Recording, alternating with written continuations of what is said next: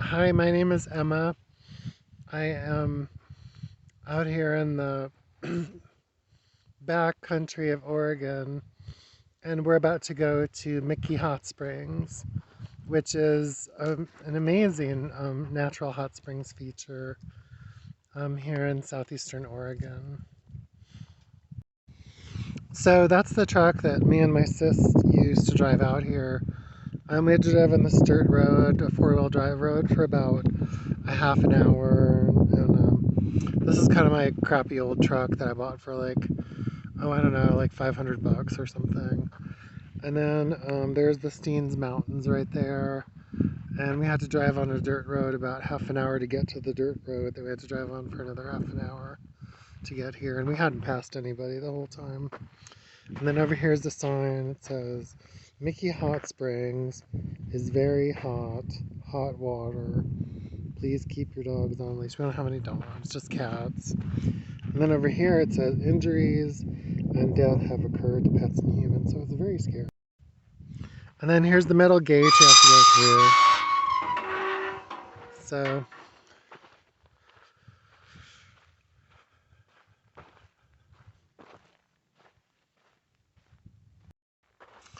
So as you can see, there's nobody out here. We're basically like, we're out in the Alvord Desert, which is like complete wilderness. And it used to be like this lake, and now it's all dried up. But sometimes it gets filled up just a little bit in the wintertime, and then it dries up again. And we're just coming up on the first one here. It's very barren. This is called the Great Basin, and it extends from Oregon all the way through Nevada and part of Utah. And basically, like, water doesn't run to the ocean here. It just kind of goes into the ground and disappears. And that's part of what makes it the Great Basin. And so the ecology here is really different. It's very dry and arid. But here's the very first one. And this one is called, well, I'm not sure. It's really pretty though. It's one of the prettiest ones here. This is, do you know what this one's called, sis? You can really feel the steam rising up out of here. And like, let's see if I can zoom in. You can sort of see how the color changes. Wow. Oh, that's It's really amazing. Look at how deep it looks. I think over on this edge you can really see just how incredibly beautiful. Oh, that's my sis over there. She's really sweet. Anyways, so this is like the first one, I guess. Didn't like somebody's dog die when they jumped into this one? Did. Yeah. So it's very deceptive. Like you look at it and you think, oh, maybe you could go swimming in it. No. But it's like you know how you hear about stories at Yellowstone where people jump into the pools at Yellowstone and they die. No trace of them was ever found again. Yeah, that's kind of how this one is too. It's like if you jump into this, you're pretty much dead. Oh. So I think this is my favorite view of it because from here. Oh, please be careful. Okay, you can like look and it's just, oh, it's so beautiful here. I have dreams about this pool. I mean, the color. It's really just the color. The color is just so incredible. Anyways, let's go look at the other ones. So this one's really pretty too. This one, I think I've heard that you can take buckets of ice. Yeah, I've heard that. And if you throw buckets of ice into this one, you can actually get into it. Well, yeah, what you also do is you take rocks and you kind of dam up that channel. Oh, I see. So you don't have hot water continuing to go in, and then you use buckets of ice. It looks like the hot water comes from down there somewhere. Well, wherever it is, you have to like dam. So as we walk to the next one, it's like there's this stuff on the ground here. This is what is this? This is like salt. Yeah, it's like the salt flat. Yeah. Like borax. Yeah, this is like salt that's just been. I wish I had a geologist with me. Like I wish I had Nick Zetzner, you know, the guy who does Nick on the Rocks. He could like explain exactly how this happens, but it's very cool. Anyway, so we're heading down to the next one. Oh yeah, and as we're walking to the next one, I remember one of the things I remember reading about this is that like these are pretty active, and so, but also they change a lot. Like people will come here from year to year, and there'll be like completely new pools and completely new hot springs because like underneath us, underneath all this crunchy stuff that we're walking on right now, like the hot springs are underneath and they just bubble up at random places. And they create like all the really cool things that you find at Yellowstone. Like they create mud pots and they create, like the deep pools and all the different kinds of colors. So we're going to go take a look at some of those. So we've walked down about like maybe a tenth of a mile to the next really active hot springs. And this is actually where most of the action is here at Binky Hot Springs. And it's like, so in a minute I'm going to be quiet and you're going to hear one of the fumaroles. It's like, it's kind of like a mud pot, but I don't think there's any mud in it right now. And anyways, this is where all the really exciting stuff is here at Binky Hot Springs.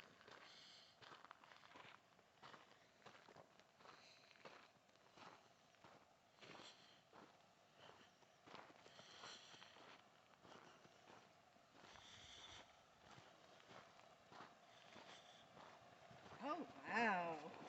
They don't always they aren't always giving off so much steam. No. Be careful. All right. So here's one.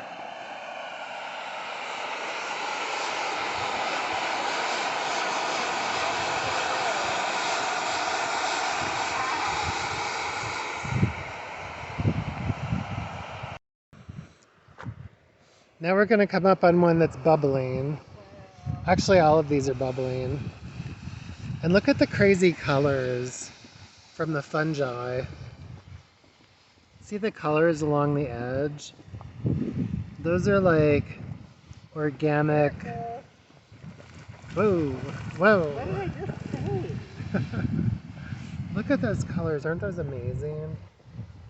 Those are like organisms that are capable of living along the edge of a really hot body of water.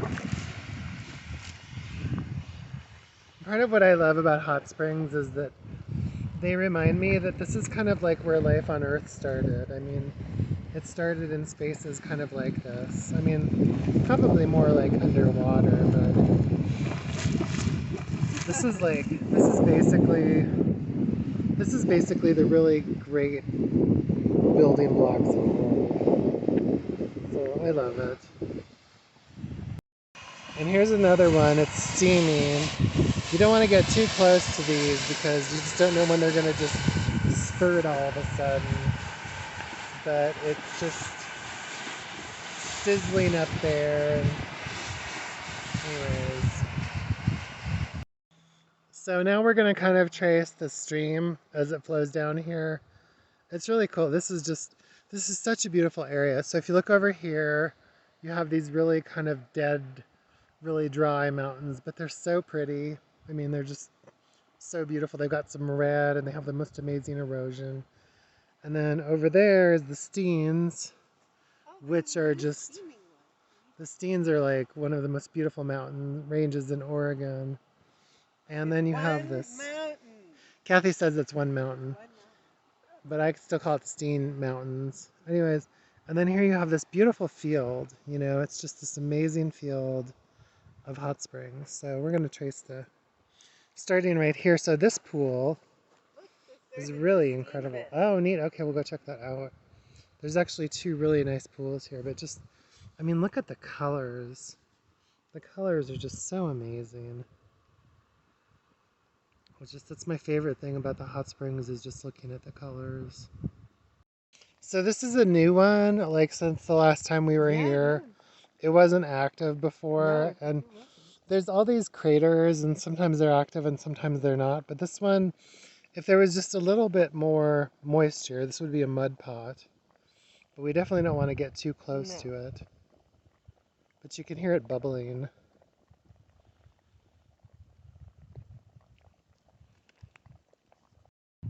And then just a few feet away, here's one that's not doing anything. This used to be an active crater, and here's a couple more. You know, maybe someday these will be more active, but right now they're.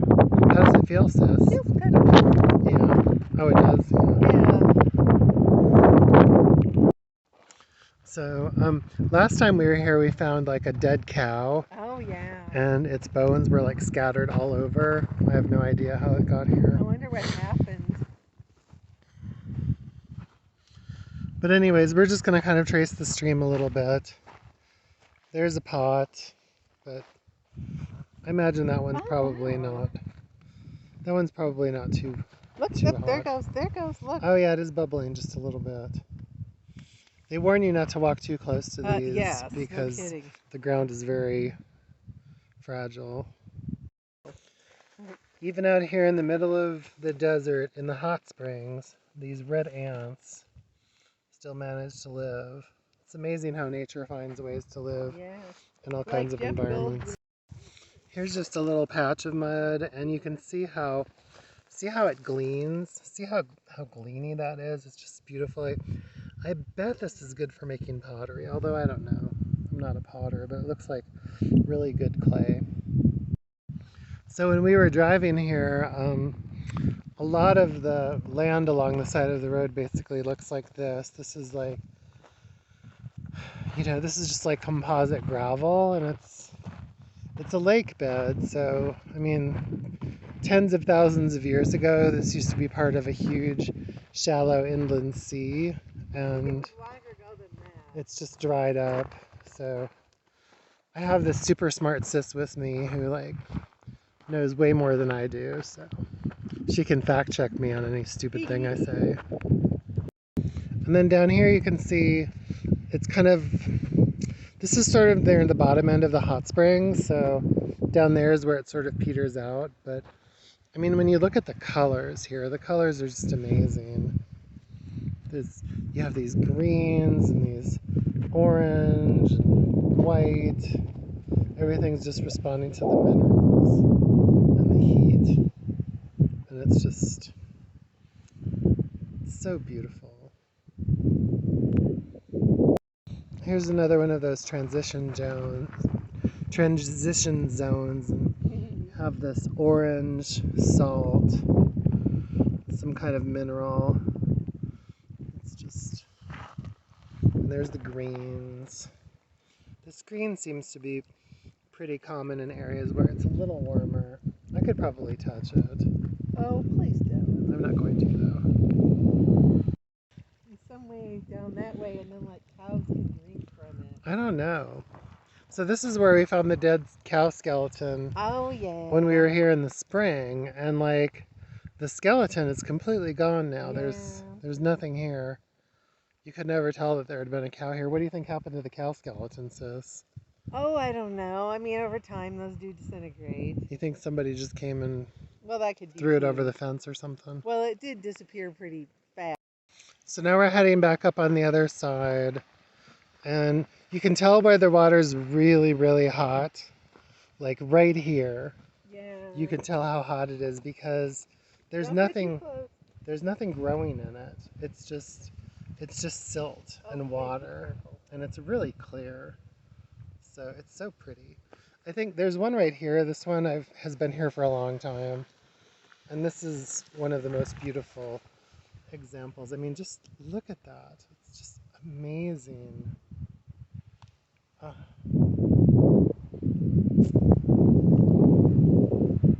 So pretty. Look at these lines. Do you see these lines right here? See those lines? I think that's heat. I don't really know exactly what I'm looking at, but I think that's heat currents in the water. Oh, it's so gorgeous. Now here's a very spurty hot spring. This one is very active. I think that, like, if you look over here, you can hear the heat coming from that one. And I think that this is actually some of the hottest water that comes out of the hot spring, because the colors here are really different. I mean, first of all, it's really clear. Okay, so it's really clear when you look in there. But there's something different this year. It's got all of this transition zone color to it that I've never seen before. It's just these beautiful colors. So, but I think this is some of the hottest water. I mean, if you look over here, you can see just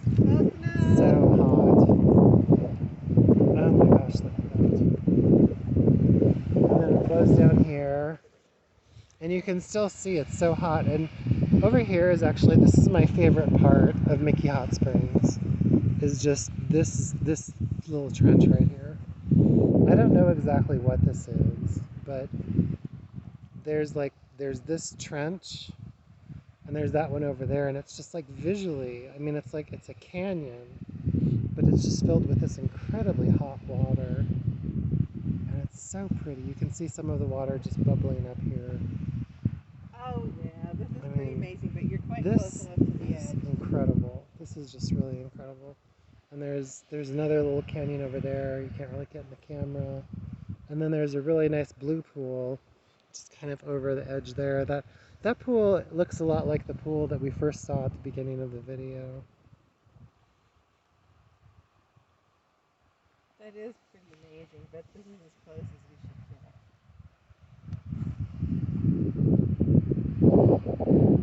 get. So anyways, that was our visit here to Mickey Hot Springs. Thanks so much for watching this.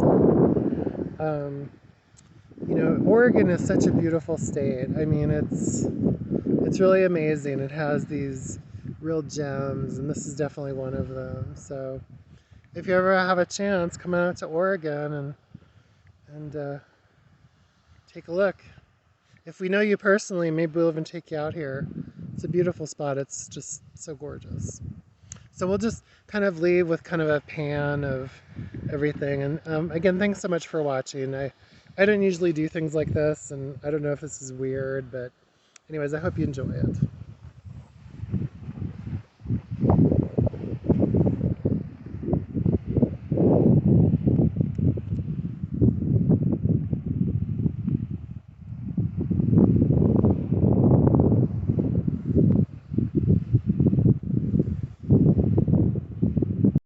Hey, this is Emma.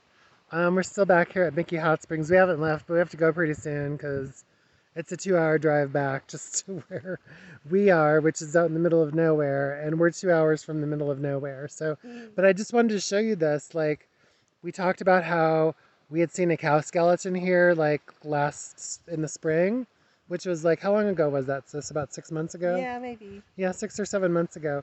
We saw a cow skeleton here, and then we couldn't find it. We were looking all over the hot springs for it, and we just found it now, right before we were about to go. Here's the cow skeleton. Sic transit Gloria Mundi.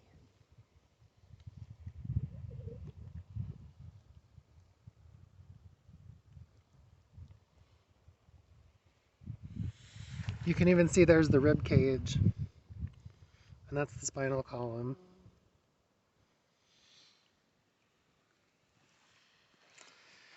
Anyways, so thanks again for watching this video. We had a great time here, but we do have to go now because we don't want to get caught out in the middle of nowhere in the dark. I mean, we'd be fine, but I just don't want to take a chance. No.